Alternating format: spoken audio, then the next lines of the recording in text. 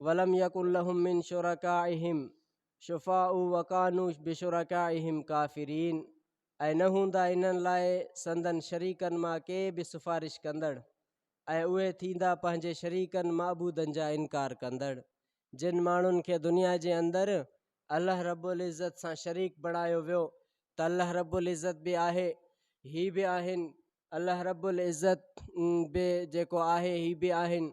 ऐं औलाद माल रिज़्क़ जेका बि अल्लाह रब्बुल इज़्ज़त अता फ़रमाए थो इंसान खे, इंसान जेका शइ अल्लाह रब्बुल इज़्ज़त खां जे तरफ़ां मिलियल आहे उनखे ॿियनि जे तरफ़ मनसूब करे उन्हनि खे अल्लाह पाक सां जॾहिं शरीक बणाए थो पियो त आख़िरत जे अंदरि उहे बि इन जा इनकार कंदा, हे बि उन्हनि जो इनकार कंदो।